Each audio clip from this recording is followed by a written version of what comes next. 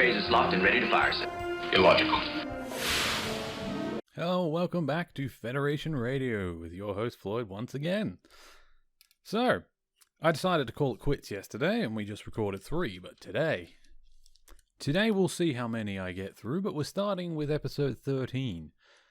Well, episode 13 of season 2, Obsession, which is, you know what, I know I said this some of the early episodes, but I 100% forgot about this episode. This is a brilliant episode, but it's also a terrible episode in another sense, that this episode, almost the entire episode, did not feel like a Star Trek episode. This felt like, this would be more fitting in like another setting, like, I don't know, maybe Star Wars or something like that. Maybe not Star Wars, just a different kind of horror, because this felt more like a monster hunting type of thing. Like in this episode, Kirk may as well have been a witcher. He just wanted to kill this damn thing. He had this in his mind that it has to die. And he continued to argue with everyone that it must die. He risked people's lives for it. He was risking an entire colony because of a medical delivery of perishable items that he was supposed to be making while he was doing this.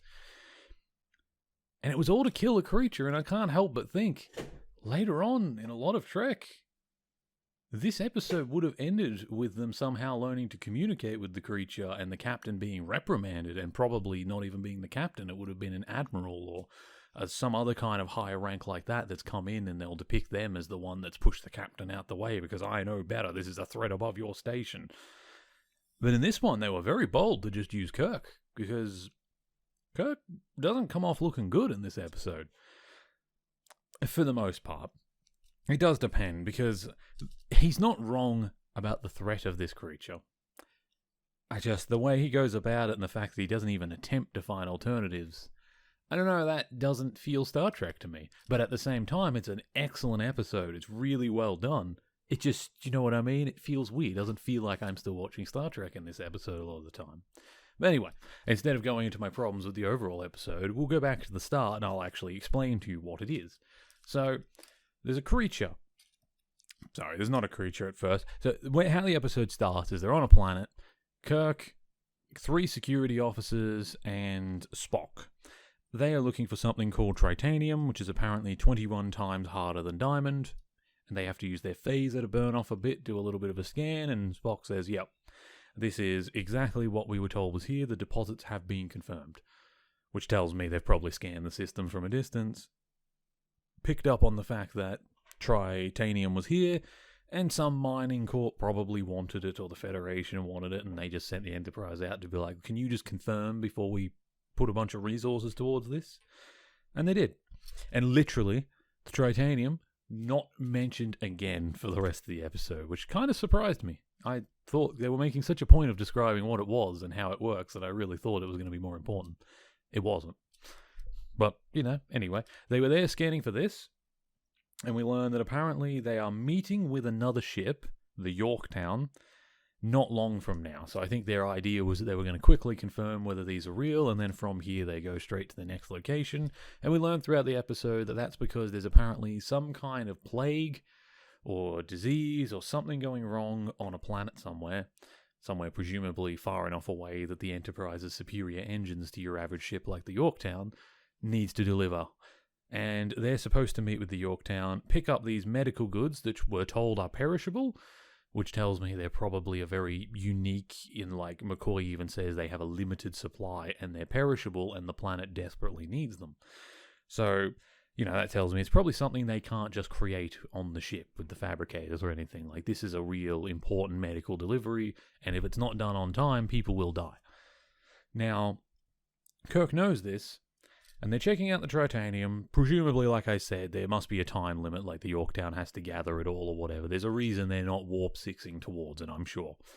So they're not in a huge hurry at first, but they will be shortly. Now, they're checking it out, they confirm it's real, and then Kirk suddenly just sort of looks up. He gets a smell, and he says to Spock, do you smell that? It's like honey. And you notice immediately, like, he's on the defensive. He's got his phaser out. Like, I know he just burnt off titanium, but we saw it put it back in his belt, and then he's drawn it again. He's like, do you smell honey? You're like, what the fuck do you mean, honey? What the hell's Kirk doing? And then we see a weird, like, white cloud figure, like a gas creature, which I have to say must have been really hard to do back in the day. Because the way it looks, I think they quite literally just used like a smoke machine and then probably fans to try and move it in the direction they wanted it to move. Like, I'm not sure how they did it, but looking at it, it made me really laugh because I'm like, you can tell it does look gaseous, and honestly, it actually doesn't look that bad. It looks better than some of the background sets, but like, I don't know. It's weird the choice they made and the thought of all these guys with fans running around the actors trying to make the smoke move in the direction they want and having to continually adjust all the lights and everything must have been such a pain to record this. But impressive nonetheless. So there's this gas creature, and it moves over from behind the rock where they just got a sample and goes above them. Kirk immediately turns to the security and says to them, "Red alert. There is a gaseous creature. Set your scanners for..." Oh, I can't remember what it was. It was like dicolthite or something. Deuterite. Some, if I had to guess, probably made up chemical name. And then Spock raises his eyebrow, and we learn later on the ship it's because he knows that chemical is apparently not naturally found. It's only something that can be found in labs and is synthesized by people. So suddenly feeling, because you smelled honey, to put everyone on red alert and say to scan for it, if you knew that information beforehand, would seem very odd. However, we soon see... Oh, sorry. He tells them to scan for it, to go after on red alert, and he also tells them to put their phasers on Disruptor 2, which I have to assume at this point is the equivalent of maximum setting, because there's stun, low damage shot that they do for, like, if they want to... If someone's got like a little bit of armor or something, but you're not really trying to kill them, you'll hit them with low. And then there's high, which is you are in grave danger and whatever is coming at you, you're not sure it can kill it, but you need all the power you have. You know, Starfleet tends to try and live on stun most of the time. So when the captain immediately tells you to go to maximum setting, you listen to them because they don't give that command very often. And when they do, you take them seriously. You turn your weapons up and you be ready to fire. So we see this gaseous cloud, and it comes over the ridge, and it hits two of the men who were scanning, because the three of the security ran off, and Kirk and Spock are standing there, and they have this little discussion about what's going on. And then we see the cloud gather on all three of the men. None of them manage to get a shot on them. It seems to sneak up on them, and it starts it moves around them. Like, if it was water, I'd say they're swimming in it, but it's gas, but I don't really know how to describe being inside of gas, but it's like they're swimming inside the entity and they can't get out. And then, after choking, like, one of them manages to get the communicator out and say, "Captain, gas, can't," and then kind of, starts to collapse. And when the captain and Spock get there, everyone's on the ground, and they're all really pale, because apparently it has eaten all the iron from their blood, which... I don't know the chemistry on it exactly, but I know that what makes your blood red is iron. Because, in a lot of old video games and fantasy, there tends to be a lot of, like, green blood and yellow blood and that. And I think in nature there are a few types. Like, I could be wrong, but I think certain amphibians have blue blood. I could be wrong on that. And it comes down to what's in your blood. For humans, it's because it's iron. And quite often we get the jokes from McCoy to Spock about his green blood, and we even had the episode before in Babel where he had to give blood to his father, and we saw again that it's this like almost fluoro green color. So like we've seen before that his blood's different, but scientifically it's to do with iron, and that's only important because this creature is actually after the iron in the blood. And we learn this because later in the episode it attacks Spock, and when it attacks Spock, its scent changes from a nice honey to a like... Kirk describes it as like a salty earth sort of smell. And apparently that's because it's unable to eat whatever is in Spock's blood that makes it green. I forget what it is, but I think he does mention it's like... Oh, I can't remember now. I think it was brass. That's not brass. It's maybe bronze. I don't know. I'm not going to try and remember the science. But I do remember watching a video once of a guy explaining what you would have to have in your blood to have green blood. And that sort of stuff, and like there was a certain mixture that if you had too much of it in your blood, it could go green. But anyway, so it's after the iron. But basically, what you've got here in this episode is an interesting case of a creature that is basically a gaseous vampire. At least that's what I got from it. It is a gas cloud vampire. It is going from planet to planet, sucking humans dry of the iron in their blood. This thing is just gas-formed Dracula. If he's turned into a gas instead of a thing of bats, this would be it.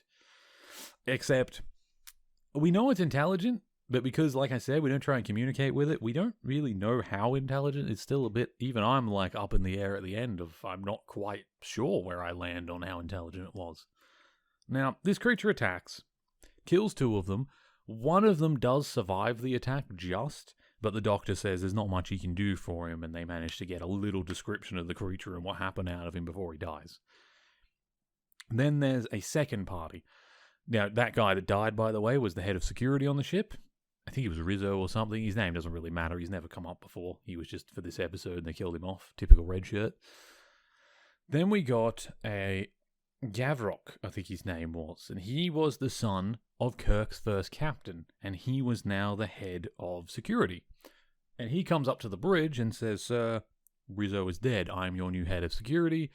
And the captain looks at him and says, "You're the son of," and he doesn't reveal what, but we learn later he's the son of Kirk's first commander, the very first captain Kirk ever served under when he was an ensign. And he served with him for a couple years before, he started going through his career to get towards the Enterprise. So, this is a pretty big deal for him, and it's the son of him. And, to his credit, the guy does say, "But even though my father was your friend, I do not expect any special treatment." And Kirk sort of just nods and smiles and says, "Yes, and don't worry, you will not receive any." And says, "Now, I need a security team with me." And he takes down another squad, and they're ready with disruptors out to go. And unfortunately, they split up. This new guy, Garv, is standing there, and he sees 3 of his crewmen in front of him, his security team. The gas cloud jumps on them in front of him. And he hesitates. And you know what? I don't blame him. It's scary. A lot of people freeze up. I try not to judge people for that. Like, if you've never been in a stressful or life-endangering situation, it's scary. And even when you have, you've never seen anything like an alien gas cloud. Like, even a lot of hardened soldiers, I think, would freeze up when it came to actually alien threats like that. Like, what the hell do I even do? Does your brain even default to firing at that point? Do you even think bullets would be effective? It's gas. Like, I'm sure there's a part of our monkey brain that's going to freeze up at some point if we ever interact with such entities. And, I try not to blame characters too harshly in fiction for that stuff, because I think it's sort of realistic. People freeze up even today, and we've had guns for how long now? Like, what? I think the first firearms were, late 1600s, but we'll say realistically, like modern firearms, maybe 1800s onwards. And to this day, most people still freeze up when they either hold one and aim it at someone, or when it's aimed at them. So, we've never dealt with stuff like this before. I don't blame them. It's like in fantasy when you see people freeze up at dragons. Like, yes, stupid, fire-breathing lizards in front of you, don't freeze, but also never had fire-breathing lizard in front of me. Like to say that right now without it being there. Maybe I'd freeze in that moment, I don't know. But, he freezes, and all his men die in front of him. He then has to give his report to Kirk about what happened, because they evacuate everyone back to the ship to be like, "Okay, we went down to go after it, and we've lost 3 more men. We need to rethink this, because we can't keep throwing men at it." And they're having a session where they bring in, it's Kirk and Spock, and they're sitting there, and they bring Garv in, the new head of security, to get his report about the creature and everything they can. They're in their little conference room. It's probably not standard procedure to give your report to the captain normally, but because of this situation being an emergency, it makes sense that they do that. So he sits down, he gives his description, and they say, they sort of put words in his mouth. They say, "So you fired at the creature before it touched them? What did happen?" And he says, "Well, I didn't fire at it before it touched them." They're like, "Oh, you didn't? Okay, so you fired at it once it attacked your men. Maybe you didn't notice until they were yelling." And he says, "No. Says, I didn't notice until they started screaming. Then they hit the floor. When I turned around and it was there, it was about to move towards me, and he said I was about to fire, and then it left."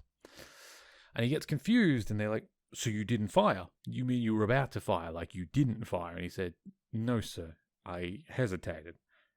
And he sort of holds himself accountable for this. Like, he does that whole survivor's guilt thing where, he lives, he's 2 people, 3 people. Particularly for him is probably hard because it's his first command, obviously. He's never been head of security. He's a new promote, And on his very first mission, he's gotten 3 men killed. That's got to weigh pretty heavy on anyone's conscience. But what we learn later that is very interesting, like at that point, Kirk actually gets angry at him and he says, dismissed. You are cleared of all duties right now and confined to quarters. Because he says, he's like, he hesitated. Spock sort of at that point does turn to the captain and he's like, that seems a bit harsh, Captain. He says he hesitated and now 3 men are dead.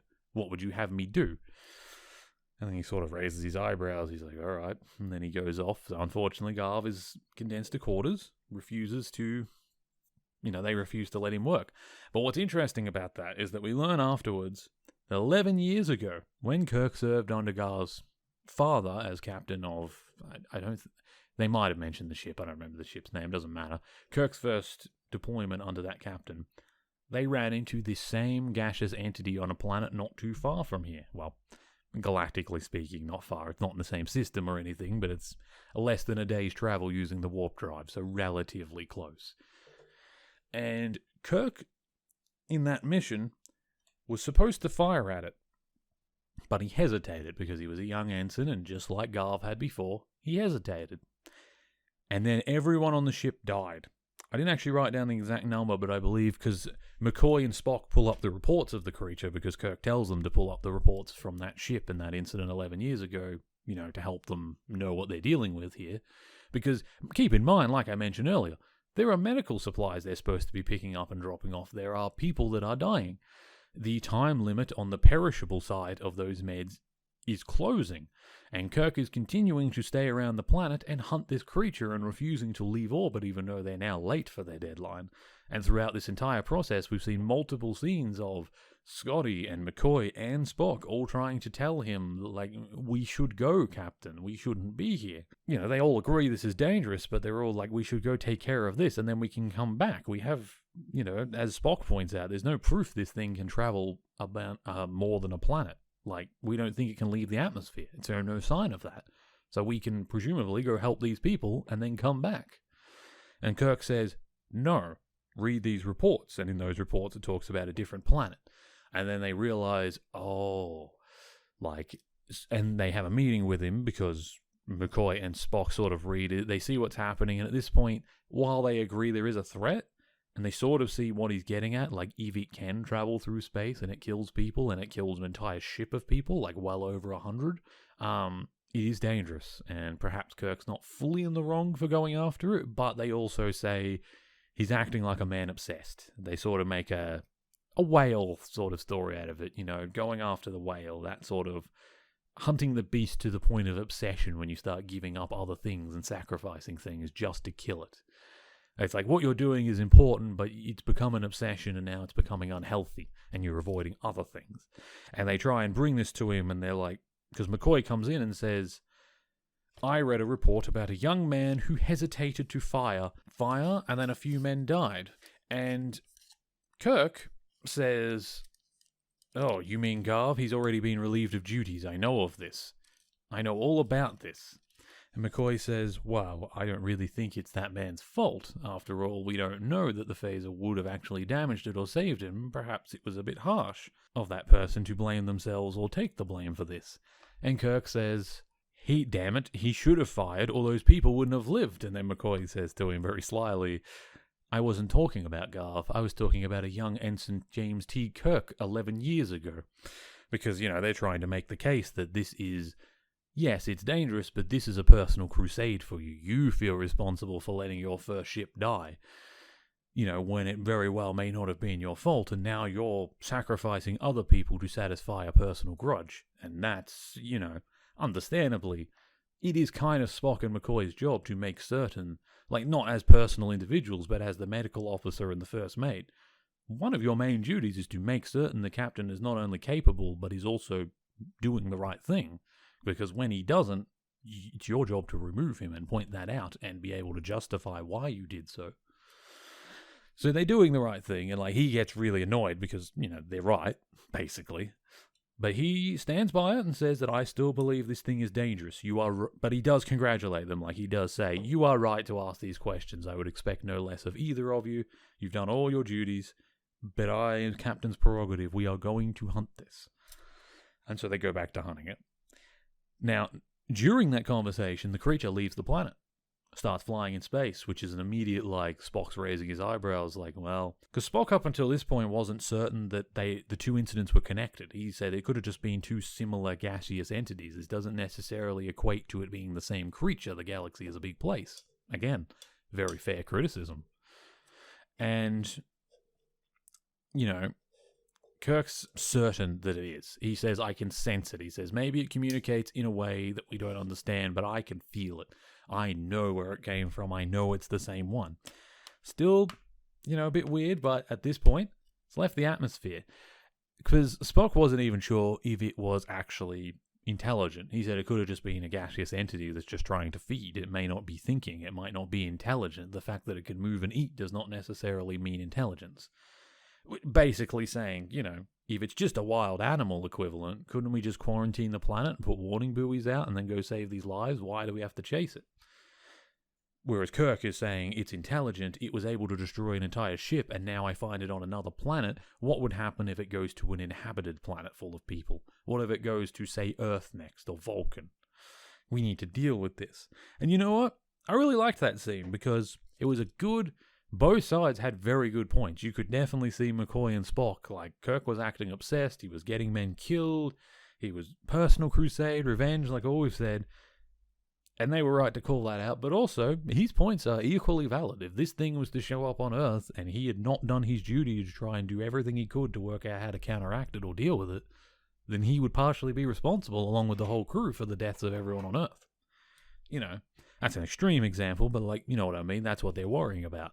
It likes eating people. What if it decides to track down lots of people? Not just a few on a ship or a few on an outpost. And then it flies in space, and that's a big, all the arguments are sort of okay, it's flying. Because then the medical people that are we should just leave it, even have to be alright, maybe we can't quarantine it. I still want to go do the medical stuff, but I admit we have to do this now. And then Spock's sort of okay, it doesn't necessarily make it intelligent, but it is now definitely a threat. On that we agree. Now, throughout this, they chase it, and they chase it for a day or two, to the point where Scotty is on the bridge giving one of his famous, I cannot do it, Captain. The ship is going to explode. I'm not going to do his accent anymore, but he's up there saying, the ship is going to explode in the next hour. If you do not slow down, the ship is not built for Warp 8. I am shunting power from other systems there. It is not built to maintain this, and it will explode if we continue doing this. And, there's a lot of, when he says it will explode if we keep doing this, you sort of see Sulu and Chekhov and everyone's, stopping in their station, even Uhura stops and, turns around. Everyone's at their duty post, but they're kind of, watching the captain, is he about to give the order for us to blow up? Everyone's pretty damn concerned, and at that point he does say, drop down to Warp 6. We'll follow it at Warp 6, which is they can maintain that without risking explosion. Which they do, and what's interesting is Kirk works out where it's going, because like I said earlier, he's ran into it before, and he knows that system isn't far away, and he rightly assumes that's where it's going. Now, they realize that because of the type of creature it is, kind of like whales and a lot of other creatures, when they go home from their migration, because quite often these sorts of animals will travel a long way, same with birds, and they'll migrate, and they'll feed and travel and do all that, and then they'll come back, and usually when animals in any kind of creature goes back to the area where it was born, it's a birthing ground. Usually it's a breeding place. It's where they'll return to give birth. And so there's a very sudden realization of, well, it took 11 years for this one to feed, and in that time it's killed just over 120 people. If it gives birth, and as Spock points out, being a gaseous entity or an entity of this magnitude, it's very likely that it will give birth to an entire school of children, possibly 50 or more at once, rather than a singular, dividing of cells or laying of an egg. Which is a very good point, and a point that they all point out is terrifying. We don't know how to deal with one. If there's suddenly 114 of them, the entire Starfleet won't be able to protect our planets. So, obviously, they all agree this has to be dealt with.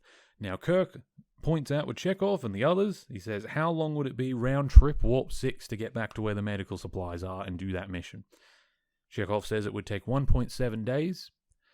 to make it there at Warp 6, so Kirk says, tell them we will arrive in 48 hours, allowing himself a little bit of leeway to deal with this creature before they go, but also assuring the crew that he is going to deal with the other mission as well. This is not a wild hunt. So they go to deal with it, and they come up with the idea, like, what do we do? Because they're chasing it, and what I didn't talk about it before, but they fired at it when it was in space. It managed to move its body in a way where it just knew where it was going to get hit by the phaser, and just the gas dissipated there so that the phaser would pass through and then just came back after. And it did it at such a speed that the ship's weapons were unable to hurt it. And it did the same thing with proton torpedoes. They just went through it. It would just make like donut rings in the middle wherever they were about to be touched, and they'd fly through. And then at that point, it turned around and came into the ship through one of the vents, and it tried to attack through a vent. It actually went into Garv's room, who had been, remember, put off duty. He was in his quarters. Now, Spock had come to see him at this point because of the incident where they had just been firing on the creature, because it entered the ship and it wasn't an instantaneous attack. It was in the ship for an hour or so in the vent somewhere, and they were trying to track it down. And Spock decided to, and I thought this was actually a very nice moment for Spock. It sort of shows what kind of commander he is to the day-to-day crew. Like, he's not just a rude Vulcan. You know, he came to see Garv, and he was coming to see, you know, what just happened on the bridge proves that you were not at fault. You know, he tries to cover it up with, it's merely logical. It would be illogical for your physiological response to trying to say the very scientific way of, you know, you blaming yourself is wrong, because even if you had fired without hesitating, it wouldn't have harmed the creature. We have now confirmed that all it would have done is made a hole in it before it killed the 3 men in front of you. It would have made zero difference. You are not at fault. Which was both, you know, professional, but also kind of nice. Like, nobody ordered him to go do that. And they were in the middle of a crisis. No one could have blamed Spock for waiting until this was dealt with and saying it would be logical to stay at my post. But he chose to take the time out of his crisis to go and see a man that was probably falling into a spiral of self-doubt and depression because he believes he's just got men killed. He's been reprimanded by his captain. Probably thinks his career's over and he's responsible for deaths. Like, this is a man, not to get too dark, but a man in that situation is probably moments from thinking about suicide. You're in a real danger spot there, and I like that as a part of Spock's character, he takes the time out of his schedule to do these things, to go and see crew. Like, that's a good showing that, like, in the day-to-day, he probably does this frequently. And he probably justifies it in a similar manner in his mind that, yes, it's logical to stay at my post, but there is also a certain logic to making sure that my crew are alive and capable of helping in future so the future crisis can be dealt with, instead of having them die because I was busy at my post. When in reality, at his post, he couldn't do anything more. It was on board the ship. They were basically just waiting until an incident happened because they had no way of scanning for it. And they were just on lockdown, so really he had nothing to lose. It makes sense. But I just really liked it. I thought that was a really nice Spock moment that shows, you know, he is half human. I don't know if a Vulcan would have connected those dots, but I feel like his human emotions mixed with his logic makes him come up with his own excuses for why he actually does give a shit about his crew. And that's nice. It's always nice to see a Vulcan being shown like that, because that's what I keep saying about Vulcans. They're a complex species where they're not as black and white as they appear. And we see that with Spock, we see that with Tuvok, and we see that with a lot of Vulcans. They're very complicated people. I mean, look at Spock's dad. He married a human. What an illogical move. But that shows that there's more down to that. Like, they do have emotions. They are an interesting people. And it's nice when they're depicted that way, because I've said before, how the hell do you write a character that's suppressing their emotions? Because at that point, you're just writing a robot. It's very hard to write an interesting, believable personality, not just a walking robot, like I said, but a personality that has thoughts and opinions when that is their state of mind. And I find it incredible every time they do something with them, because that's just such a hard thing to do, and they nail it so often. But anyway, so they follow it to its landing grounds. You know, it comes through and it tries to attack Garv, like I said. Spock was in the room giving him this speech, just throws him out of the room so that it can't take the iron from his blood, and this is where we learn it can't harm Spock. It tries to, it like surrounds him, and you see it trying, and then the engineering manages to reverse the vents once they got the alert, because Garv goes straight to the hallway and says, "Bridge, it's attacking Mr. Spock in my quarters." came through the vent, and then immediately engineering's like reversing the air on all of the vents in that room to try and suck the gas back into the vents to save Spock. And they all come running down, and then he's outside, and he's holding his hands on his head like, oh God. Like, imagine this man's state of mind right now. Not only did he get men killed, he finally started to feel a little better when there was a moment where Mr. Spock was sort of saying, it's not your fault. Immediately followed by that, mid-speech, as he's starting to feel a little better, he's thrown out the room by Spock, who then is locked in there with this creature, dying on the floor, as far as he knows, because the door is closed. He can't see what's happening, so he probably presumes, like every other incident with this gas so far, it's going to surround him, and he's going to be on the floor, and he's going to have pale skin and be dead when I go back in. So in essence, another man just died because of me. So he's out there, he's alert at the bridge, which I'm glad. He didn't freeze up this time. He does call the bridge, and they managed to, I would say, save Spock. They managed to contain the creature, is probably more accurate, because Spock was in no real danger, as it turns out, because as Garv starts to say to the captain, who is about to open the door, but before they can, they're like going back and forth, like, well, we can't confirm the gas creature isn't there, and I will not unseal this door and risk letting it into the entire ship, even if it means Mr. Spock might be in danger in there. And then Garv's like, like I said, hands on head, like, oh God, he died because of me, I'm responsible, Captain. And then the door opens, and Spock's standing there, and he says, luckily for you, Garv, neither of us are on the floor dead. It seems it cannot absorb my blood. And tell Scotty that it worked fine. It was sucked back into the vents. In that very calm, like, Spock manner. And they make a bit of a joke about, I think McCoy says something about, it's that green blood of yours left a bad taste in his mouth, just as like it does the rest of us. And Spock just sort of raises one eyebrow and says, well, not the way I would have put it, but you're not wrong. In essence, I did leave a bad taste in its mouth, and then the vent sucked it back in. Now, at that point, it leaves the ship, and then it goes to the planet, like I said, the one that Kirk originally met them on, or met it on. Now, Kirk at this point decides the only way to stop it, because they come up with a plan, they're like, what do we hit it with? We can't hit it with phasers, we can't hit it with proton torpedoes, so presumably, if proton torpedoes don't work, those artillery pieces like we saw with the Gorn episode are going to be useless too, and all the hand phasers they have are going to do nothing, because the one mounted to the ship is like 1,000 times more powerful than what they have. But there is one thing they have, and you'll see this come up now and again, and I don't know if it's come up yet. I'm kind of glad it did, though, because I really like this. And a lot of sci-fi has actually taken this from Star Trek at this point, which I'm not saying they stole. I think it's cool that they're using the concept. Particularly, I'll point out, Mass Effect uses this basically exact design, which is what made me laugh when I was watching the episode. They just recolor it. But it's a ball. They basically decide to use, I should describe the weapon first, an antimatter bomb, because the ship's engines, we don't know exactly how they work, but it's somehow there's a reaction between matter and antimatter in Star Trek. I don't know, real life, the science is probably very different. But in Star Trek, matter and antimatter hit each other, and then in the reactor, in the engine room, they are able to harness that reaction, and that is through the dilithium crystals.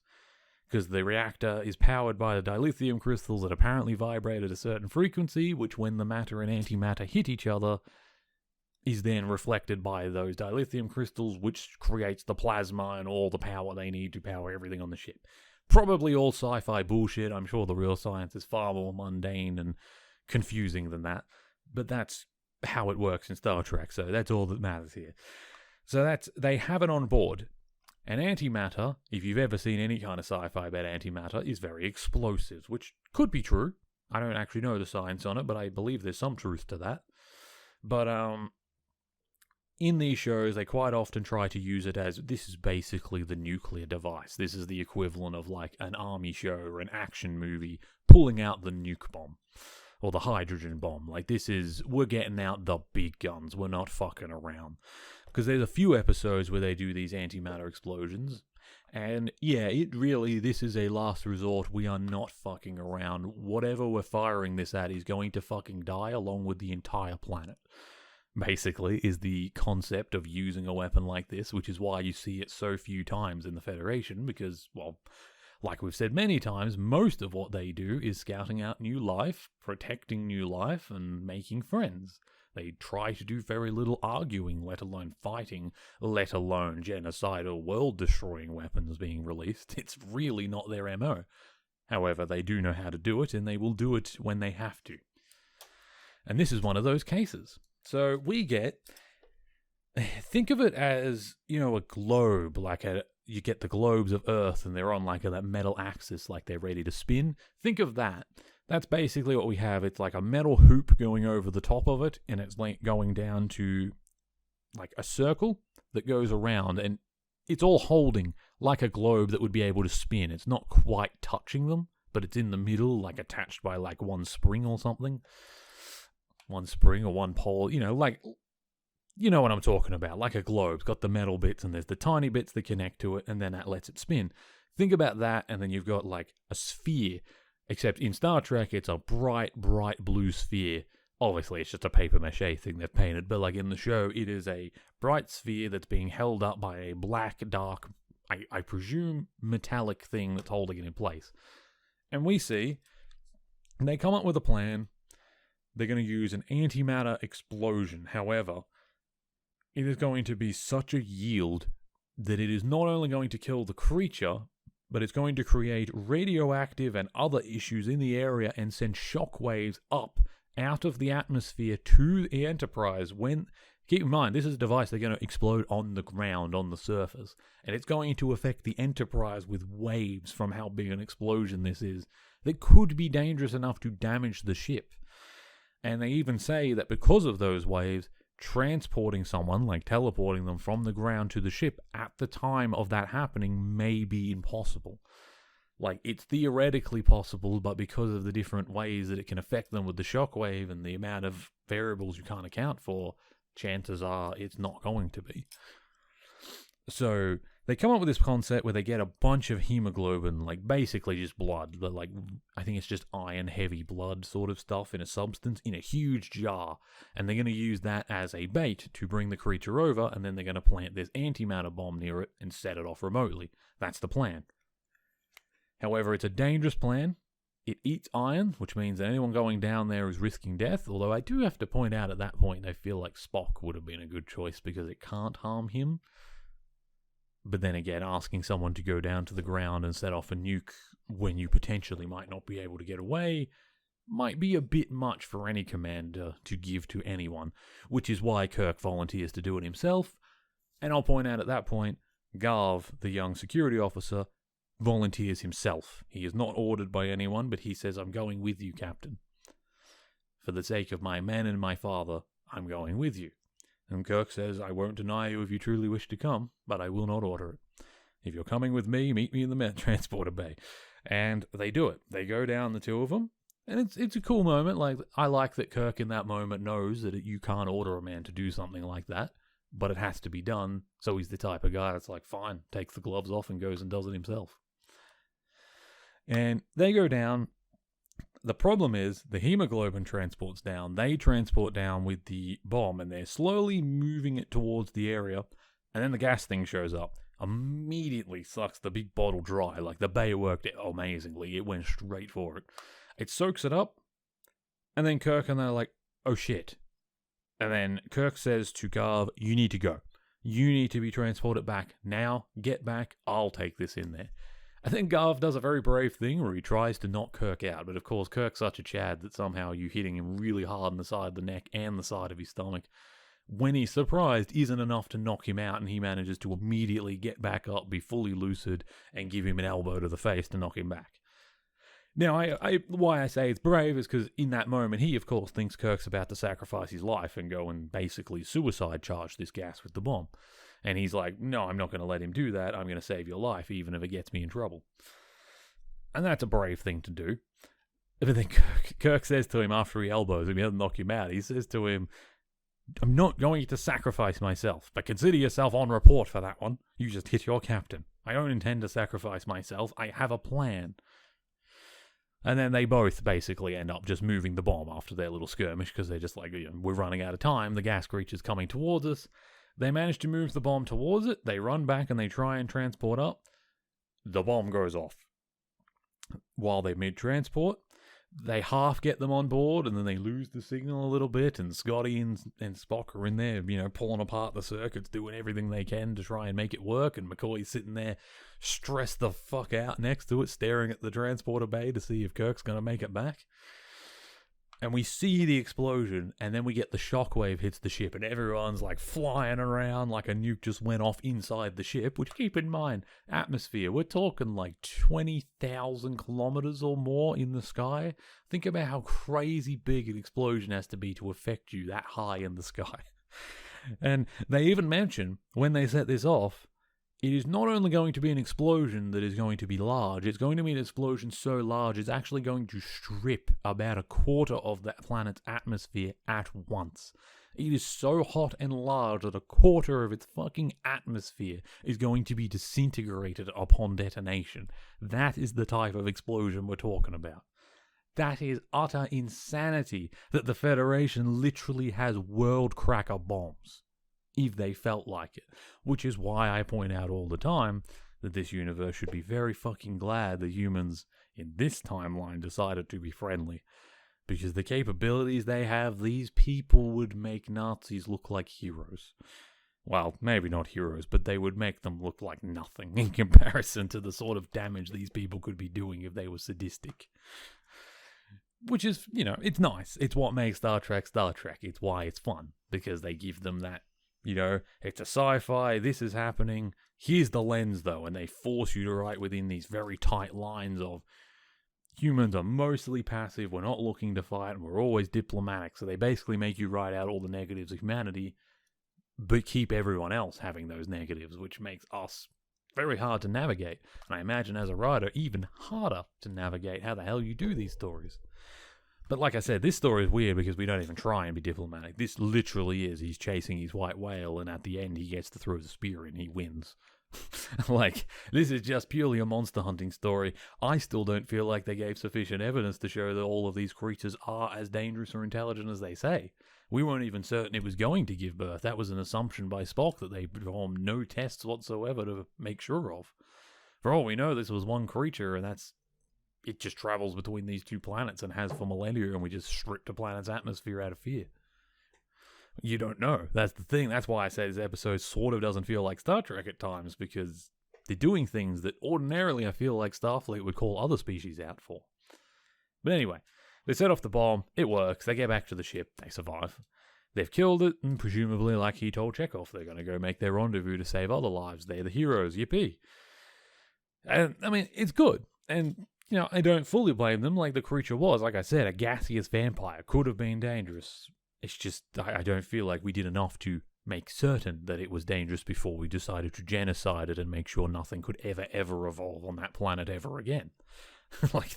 That's a next level environmental damage. We argue today about, how much each company or country pollutes. But imagine if Russia just set off an explosion that stripped half the atmosphere. Not only would we be all dead, but come on, think about the scale we're talking about. I know this planet was technically not inhabited, but I feel like that's almost eco-terrorism to blow up any atmosphere, because things could evolve. That planet may, one day, given enough time, have life. You can't just go around stripping atmospheres. I really feel like there must have been a better way to deal with this creature, is what I'm saying. Whether it was containing it, learning to communicate with it, perhaps killing it just in a way that doesn't absolutely decimate a planet. I just didn't feel like that was necessary for what? It's killed, I think so far I said about 120 people? That's a lot, but that's 120 people over 11 years, and they're in locations that Starfleet is now aware of. We still have no proof that it goes to any other location. I feel like a lot of this episode just didn't explore a lot of these avenues enough and was way too quick to just blow up the bomb. And it's weird. I'm not sure why they went for that, because it's very unusual. But, like I said, also, that's me looking at it objectively as an overall Star Trek episode, as an entertaining piece of TV. This is actually a very good episode. I really enjoyed it. It had a lot of high moments. But, thanks for listening. I think I've rambled enough about this one, which I've nearly, 45 minutes now almost, and in my mind I was thinking, this should be a short episode. There shouldn't be too much to say. It's a pretty simple story. Wow, look at me rant. See you all next time.